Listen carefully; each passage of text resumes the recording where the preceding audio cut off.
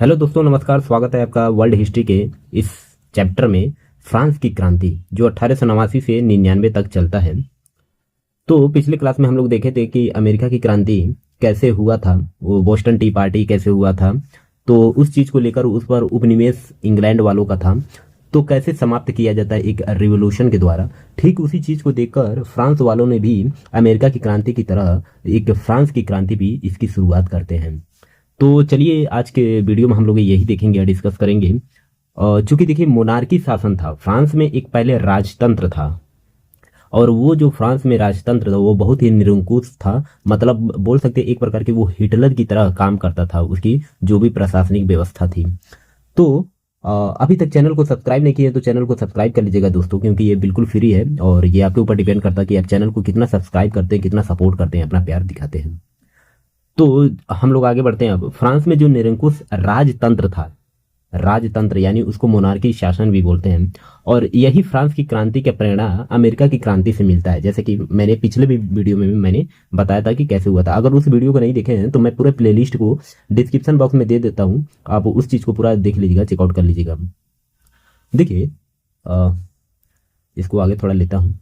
जब 1643 से 1715 तक, इस ईस्वी में इतनी डेट में निरंकुशता की अपनी एक चरम पर थी। निरंकुशता मतलब लोगों की बात न मानना, प्रजा की बात न मानना, अपनी जो भी बात है वो वहां का राजा वो करता था। तो वहां का जो फ्रांस का एक बर्बन परिवार था, बर्बन बर्बन बर्बन परिवार था, जिसका राजा कौन था?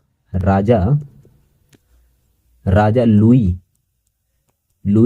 14वां यानी 14।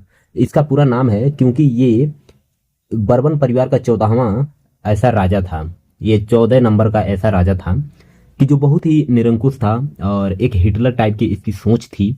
और इसका ये कहना था कि मैं ही राज्य हूँ, मैं ही इच्छा अनुसार कानून बनाता हूँ। तो मतलब जो सब कुछ सर्वे सर्वा का मतलब, इसका मतलब यही था कि जो कुछ भी फ्रांस में चल रहा है वो सब कुछ मैं ही हूँ, मैं ही नियम बनाता हूँ, मैं ही सब कुछ करता हूँ। तो इसका कहने का मतलब ये था। देखिए लुई 14वां का पुत्र जो और उत्तराधिकारी कौन बनता है इसका? लुई 15वां बनता है। लुई 15वां बनता है। ये भी एक निरंकुश राजा था। निरंकुश राजा था। कौन? इसका पुत्र था, 14वां का पुत्र 15वां। इसने ऑस्ट्रिया के उत्तराधिकारी और अब सप्तवर्षीय युद्ध में भाग लेकर यह देश की आर्थिक स्थिति को क्या करता है? ध्वस्त कर देता है, ध्वस्त कर देता है। तो ये जो लुई 15 था, ये भी एक निरंकुश राजा था। ये ऑस्ट्रिया के जो उत्तराधिकारी है, ऑस्ट्रिया में उत्तराधिकारी का एक युद्ध चलता है कि कौन उत्तराधिकारी बनता है ऑस्ट्रिया में। उस चीज को लेकर वहां पर एक युद्ध होता है और उस युद्ध में इसने भाग लेता है और सप्तवर्षीय युद्ध में भी भाग लेता है। सप्तवर्षीय युद्ध, अगर आपने कर्नाटक का युद्ध जरूर आपने देखा होगा, पढ़ा होगा इतिहास का, तो सप्तवर्षीय युद्ध यूरोप में जब चल रहा था तो उस चीज में ये पार्टिसिपेट करता है। और देखिए सप्तवर्षीय युद्ध मतलब कई देशों का युद्ध उसमें शामिल था। तो उसमें ये शामिल होकर क्या करता है, अपनी आर्थिक इकोनॉमी होती है, जो राज्य की इकोनॉमी होती है, उस चीज को मतलब बहुत बुरी तरह से ये ध्वस्त कर देता है, बहुत नुकसान पहुंचाता है अपने राज्य को। अगले फ्रांस के राजा जो लुई 15वां का पुत्र कौन बनता है? 16वां बनता है। 16वां पुत्र ये राजा ये भी बनता है। देखिए जितने भी मतलब ये बन रहे थे राजा, ये कहीं ना कहीं अपने पिता की छवि को देखकर ही बन रहे थे। ये भी जो 16वां पुत्र बनता है, ये राजा बनता है, ये भी निरंकुश था, निरंकुश था। और ये भी क्रूर था, ऐसा नहीं, ये भी एक क्रूर शासक था। और ये बहुत ही फिजूल खर्च करता था, फिजूल खर्च करता था। लुई 16वां ने ऑस्ट्रिया की राजकुमारी, ये 16वां की बात हो रही है, ऑस्ट्रिया की जो राजकुमारी है, कुमारी, उनका क्या नाम था? मैरी एंटोइंटे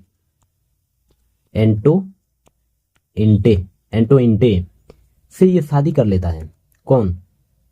लुई 16वां ने ऑस्ट्रिया की राजकुमारी जो मैरी एंटोइंटे थी उससे शादी कर लेता है।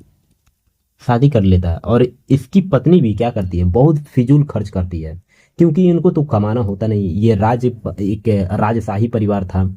ये लोगों से टैक्स लेते थे, पब्लिक से टैक्स उठाते थे और उस टैक्स से मतलब फिजूल खर्च अपने शौक को पूरा करते थे। राजा सुलामा ने अपनी अय्याशी के लिए जनता पर एक नए नए प्रकार का टैक्स लगाता था। कुछ भी टैक्स लगा देता था, जिससे जनता क्या करने लगी, विद्रोह करने लगी, उस चीज को देखने लगी और विद्रोह करने लगी कि भाई मैं टैक्स तो मैं दे रहा हूं, तुम फिजूल खर्च कर रहे, तुम उस टैक्स का एक सही से उपयोग करो ना, मतलब प्रजा के लिए ही उपयोग करो।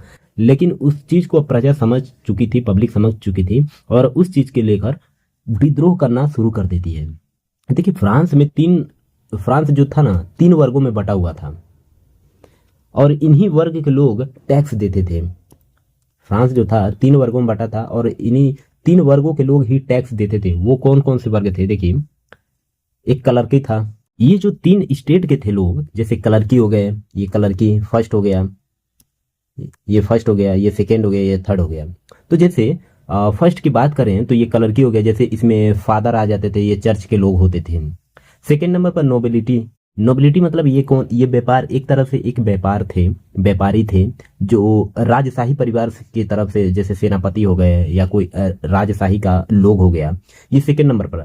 थर्ड नंबर का जो लोग थे वो इसमें कौन कौन से थे, यहाँ पर देख सकते हैं कि बिग बिजनेसमैन हो गया, मर्चेंट्स व्यापारी हो गया, कोर्ट हो गया, ऑफिशियल, लॉयर्स एटसेट्रा, और मतलब और स्मॉल लेबर, लैंडलाइन सर्वेंट, मतलब इन सब थर्ड कैटेगरी में इन सब चीज़ों को डाला गया था। और इनका वोट कैसे डिसाइड होता था, ये जो कलर की फर्स्ट नंबर का जो था, इनका वोट एक काउंट होगा, फिर से सेकेंड नंबर का जो थे इनका भी जो वोट था एक काउंट होगा, और ये थर्ड नंबर यहाँ पर देख सकते हैं कि ये थर्ड नंबर में इतने सारे लोग हैं, इनका वोट एक ही काउंट होगा।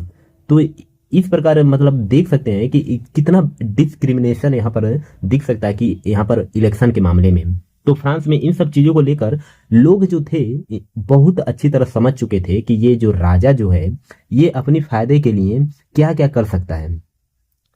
तो फ्रांस के बहुत सारे विचारक आते हैं, कवि आते हैं, लेखक आते हैं, वो अपनी किताबों ने जनता को समझाने और सोचने के लिए मजबूर कर देते हैं।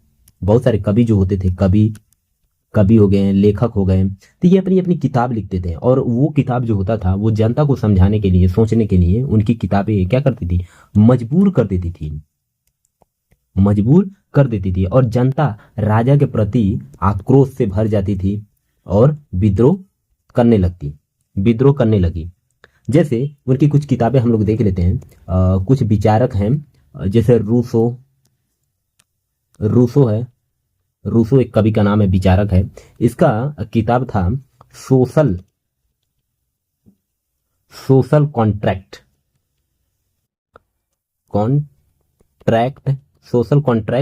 और एक और किताब था ए मिली। तो ये लिख लीजिएगा क्योंकि ये एग्जाम के पर्सपेक्टिव से मैं बता रहा हूं। और एक था मॉन्टेस्क्यू।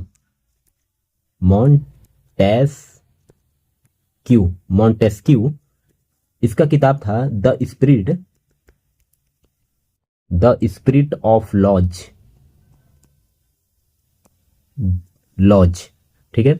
एक विचारक था, उसका किताब देख लेते हैं।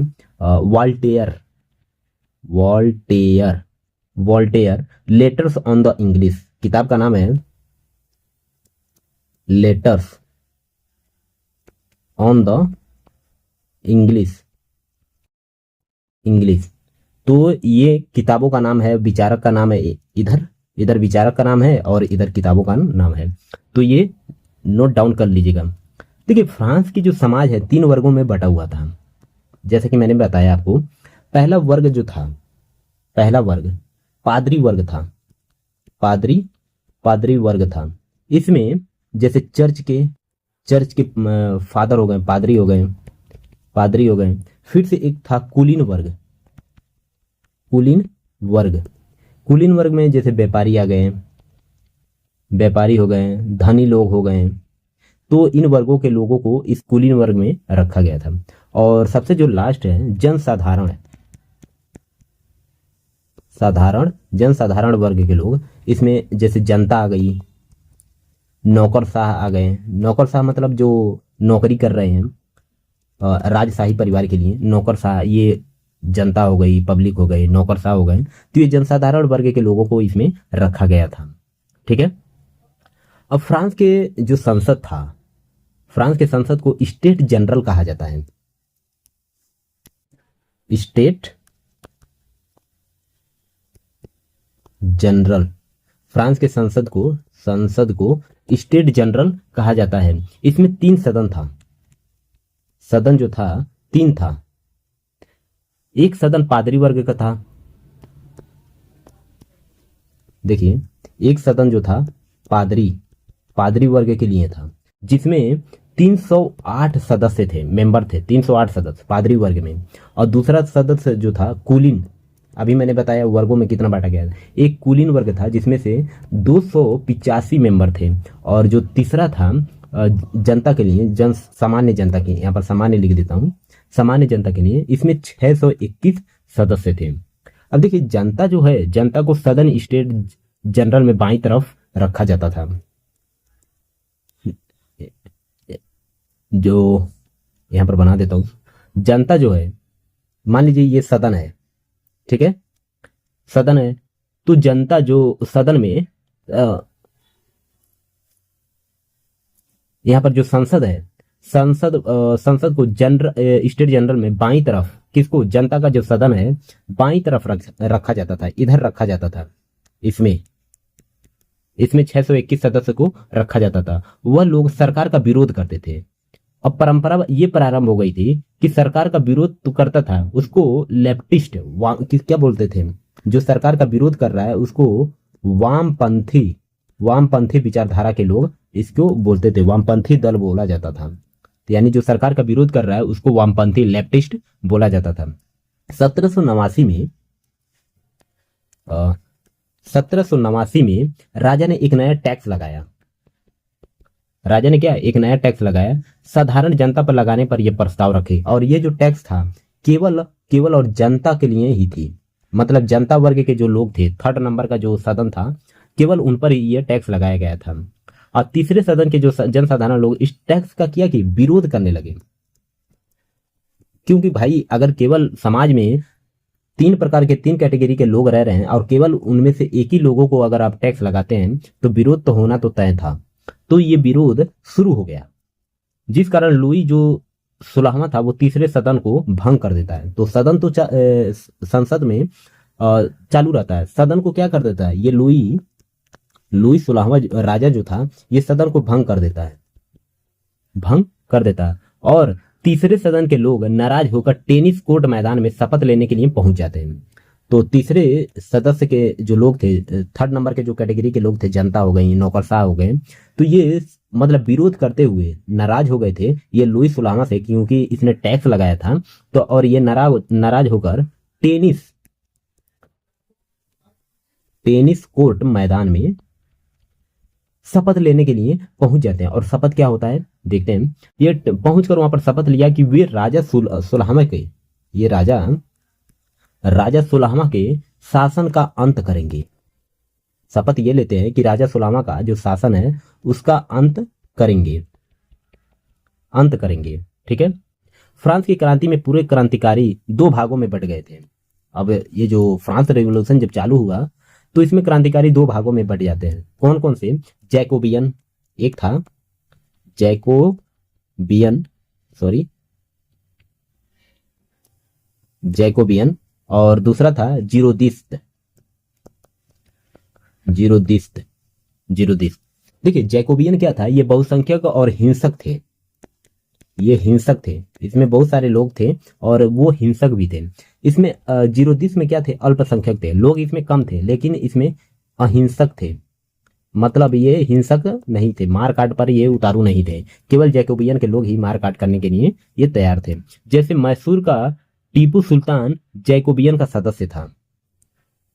टीपू सुल्तान को अगर आपने हिस्ट्री में पढ़ा होगा तो वो टीपू सुल्तान जैकोबियन का एक सदस्य था। टीपू सुल्तान भी क्या था, जैकोबियन का एक सदस्य था। फ्रांस क्रांति का नारा क्या था, फ्रांस की क्रांति में नारा ये लगाया गया कि समानता, स्वतंत्रता और बंधुता। समानता, स्वतंत्रता और बंधुता। तो ये फ्रांस की क्रांति का ये नारा लगाया गया था। किसी ने यह अफवाह फैला दिया कि फ्रांस में जनसाधारण सदन के जो लोगों का विद्रोह को दबाने के लिए दूर देश से सैनिक बुलाया जा रहा है। तो किसी ने फ्रांस में यह अफवाह फैला दिया था कि जो थर्ड वर्ग के जो लोग थे, जैसे जनसाधारण सदन के जो लोग थे जिसमें 621 सदस्य थे, तो इन सदस्यों का विद्रोह दबाने के लिए, क्योंकि ये तो विद्रोह इसलिए कर रहे थे प्रोटेस्ट, क्योंकि राजा सुलामा ने वो एक प्रकार का टैक्स लगा दिया था और केवल थर्ड नंबर के लोगों के लिए ही लगाया था। तो किसी ने ये फ्रांस में ये अफवाह फैला दिया कि इस विद्रोह को दबाने के लिए राजा सुलामा ने बाहर देश से वो सैनिक बुला रहा है, सैनिक बुलाकर उनकी विद्रोह को दबाएगा। अब फ्रांस की जनता का विद्रोह क्या हुआ, और उग्र हो गया, होता चला गया, और यह विद्रोह क्या हो गया, रक्तपात का रूप ले लेता है।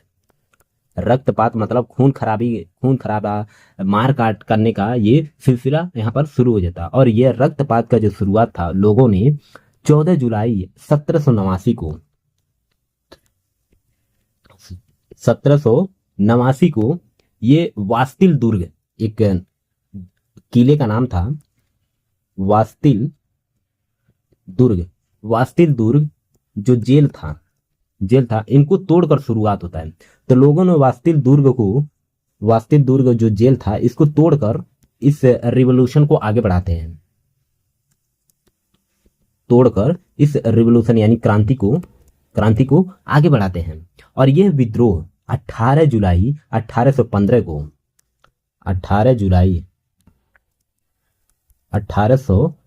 को वाटरलू के युद्ध में जाकर समाप्त होता है। तो वाटरलू